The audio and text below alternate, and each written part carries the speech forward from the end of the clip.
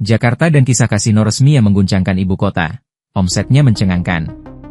Tahukah Anda, bahwa di balik gemerlap modernitas Jakarta saat ini, pernah tersimpan sebuah lembaran sejarah yang tak banyak diketahui orang? Sebuah era ketika ibu kota negara ini secara resmi memiliki kasino legal yang beroperasi dengan restu pemerintah. Tak tanggung-tanggung, tempat perjudian itu berhasil menghasilkan keuntungan luar biasa hingga setara dengan 200 miliar rupiah hanya sesaat setelah dibuka. Peristiwa ini terjadi pada tahun 1967, di tengah masa sulit yang dihadapi Jakarta. Kala itu, Ali Sadikin, sosok tegas dan visioner yang menjabat sebagai Gubernur DKI Jakarta, menghadapi tantangan berat dalam membangun infrastruktur ibu kota. Jakarta kala itu belum memiliki anggaran memadai untuk membiayai pembangunan jalan, jembatan, rumah sakit, bahkan sekolah. Situasi ini mendorong Ali Sadikin mencari sumber pendapatan alternatif yang tidak konvensional. Salah satu keputusan paling kontroversial yang diambilnya adalah melegalkan perjudian. Langkah ini bukan tanpa dasar. Menurut laporan koran Sinar Harapan pada 21 September 1967, perjudian kala itu sudah marak terjadi secara sembunyi-sembunyi. Bahkan, pemerintah mencatat bahwa praktik judi ilegal menyedot dana hingga 300 juta rupiah setiap tahun. Sayangnya, uang sebesar itu tidak masuk ke kas negara, melainkan mengalir ke oknum-oknum pelindung perjudian, sehingga masyarakat sama sekali tidak mendapat manfaatnya. Ali Sadikin tak ingin hal itu terus terjadi. Ia memutuskan untuk melokalisasi perjudian dan menjadikannya sebagai sumber pendapatan resmi. Pemerintah DKI Jakarta kemudian mengeluarkan surat keputusan Gubernur nomor 805-A-BKD-BKD-1967, yang secara resmi mengesahkan pembukaan kasino legal di Jakarta pada 21 September 1967.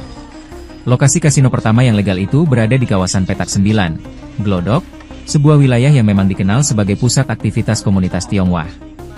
Proyek kasino ini merupakan hasil kerjasama antara pemerintah DKI Jakarta dengan seorang warga negara Cina bernama Atang.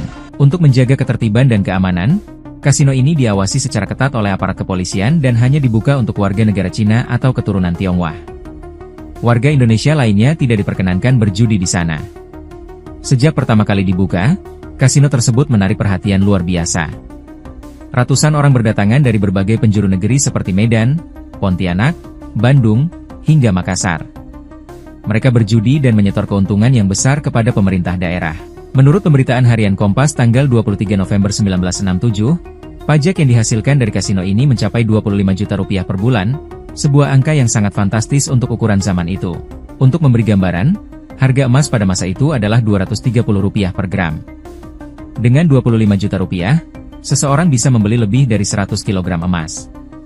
Jika dikonversikan ke nilai saat ini, angka tersebut setara dengan hampir 200 miliar rupiah. Pemerintah DKI Jakarta kemudian memanfaatkan dana itu untuk pembangunan kota. Proyek demi proyek mulai digarap. Jembatan-jembatan dibangun, jalanan diperbaiki, rumah sakit dan sekolah pun didirikan. Bahkan, kasino lain kemudian dibuka di kawasan Ancol, yang juga memberikan pemasukan besar bagi kota. Dalam kurun waktu 10 tahun, anggaran belanja DKI Jakarta yang semula hanya puluhan juta melonjak drastis hingga mencapai 122 miliar rupiah pada tahun 1977. Dana-dana dari perjudian benar-benar dimanfaatkan secara nyata untuk membangun Jakarta menjadi kota modern. Namun, sejarah ini tidak berlangsung lama. Pada tahun 1974, angin perubahan bertiup dari pemerintah pusat. Munculnya Undang-Undang Nomor 7 Tahun 1974 tentang penertiban perjudian menandai akhir dari era kasino legal di Jakarta. Seluruh bentuk perjudian resmi pun ditutup, termasuk kasino yang pernah menjadi tulang punggung anggaran pembangunan Jakarta selama hampir 1 dekade. Kini, kisah tentang keberadaan kasino resmi di Jakarta menjadi bagian dari sejarah yang nyaris terlupakan. Sebuah bab unik dalam perjalanan ibu kota yang memperlihatkan bagaimana kebijakan berani meski kontroversial pernah menjadi kunci dalam menyulap Jakarta dari kota penuh tantangan menjadi metropolitan yang membanggakan. Ikuti terus informasi-informasi terkini lainnya di SIB News Network.